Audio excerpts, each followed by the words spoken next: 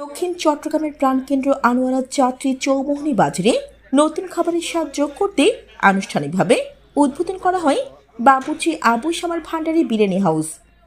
উদ্বোধনী অনুষ্ঠানে স্থানীয় গণ্যমান্য ব্যক্তিবর্গ ও শুভানুধ্যায়ীদের উপস্থিতিতে উৎসবমুখর পরিবেশ তৈরি হয়।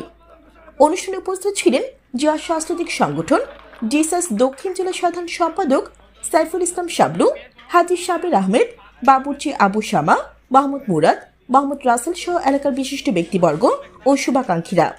বাবুর্চি আবু শামার ভান্ডারী বিরিয়ানি হাউস অবস্থিত ওয়ান মাবিয়া সিটি সেন্টারের পশ্চিম পাশে আলামিয়া মার্কেট, আনোয়ারা যাত্রী চৌমুহনী বাজারে। এখানে ঐতিহ্যবাহী ভান্ডারী বিরিয়ানি সহ সুস্বাদু বিভিন্ন খাবারের আয়োজন রয়েছে বলে জানান উদ্যোক্তারা।